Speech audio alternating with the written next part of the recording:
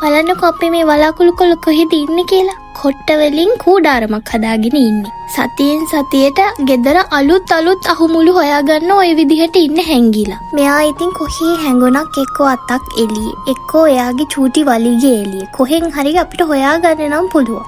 කාලෙකට පස්සේ මට හිතුණා වඩේ හදන්න. මේවට ඉතින් උළුඳු වඩේ කියන්න බෑ. මොකද උළුඳු වලින් නෙමෙයි හැදුවේ. කඩලත් කන්න හිතුණා. ඒක නිසා කඩල තම්බල ටෙම්පරාදු කළා. හැමදාම සතියන්තේ බත්ම හදන හින්දා මට හිතුණා මේ සතියන්තේ බත් වලින් තොර සතියන්තයක් කරා. හරිම සතුටුයි මට නම් මේකට. මෙයාගේ පැද්දෙන පුටුවේ වාඩි වෙලා හිටියා. හැබැයි වැඩි වෙලාවක් වාඩිලා හිටියේ නෑ. ඕක පැද්දෙන්න ගත්ත ගමන් එයා එහෙට මෙහෙට වෙද්දි බැහැලා යනවා යන්න. එයා බයයි ඒකට පැද්දෙන නිසා. මං කිව්වනේ ඉතින් මේ සතියන්තේ බත් වලින් තොරයි කියලා. ඉතින් මම මේ අම්මයිපු කුරක්කම් පිටි වගේක් තිබුණා. එයින් ටිකකුත් අරගෙන හදපු වඩේ ටිකකුත් අරගෙන ගියා. චූටි යාළුවෙකෝ එයාගේ අම්මවයි බලලා පොඩි කයියකුත් දාලා හැන්දෑව එහෙ ගත කරලා එන්න. කලින් පාර මම තනියෙන් කුරක්කම් කැඳ හදන්න හැදුවා. හැබැයි හරි ගියේ නෑ. මොකද මම පිටි වැඩියෙන් දාලා. කොමාරි දිනුවක්ක හැදුවා මාරම රසයි.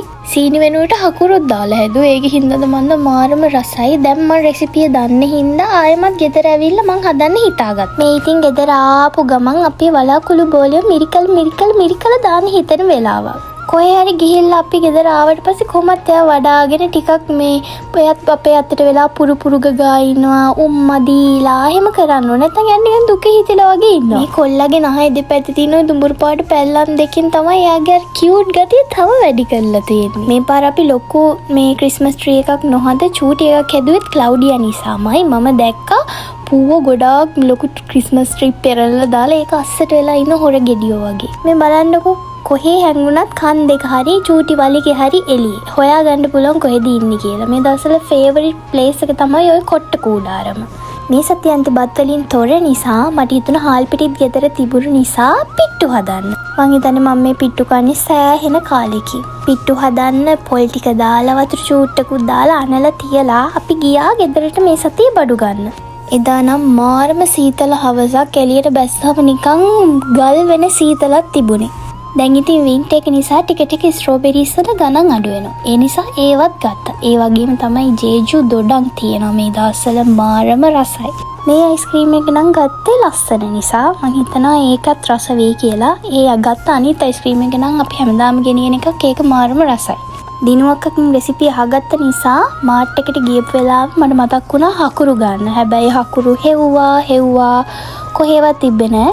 මේ තියෙන්නේ මේ මාට් එකේ තියෙන එක පැත්තක්ම මේ අර ඒෂියන් කන්ට්‍රීස් වල මේ කෑම තියෙන ඔය වියට්නාම්, ඉන්දුනීසියා මේ වගේ තියෙන කෑම. ඒ හරියට මම බලුවත් තිබ්බේ නෑ. මේකේ තියෙනවා වියට්නාම් මේ නූඩල්ස් එහෙම ගොඩක් තිබ්බ එක ජාතියේ. මට හිතුණ වෙලාවක් ගෙනල්ලා try කරලා වීඩියෝ එකක් අරගෙන එන්න ඕනේ කියලා. ගෙදර ඇවිල්ලා බඩු අස් කරන අතරේ මම පෙන්නුවා ක්ලවුඩියාට එයාගේ අලුත් කෑම ස්ටොක් එක පුරවන හැටි. ඊට වෙලාවයි යන්තට වෙලා හිටියේ. ඊට පස්සේ හිමින් පුරු ගගා ඇවිල්ලා කකුල දැවටෙනවා.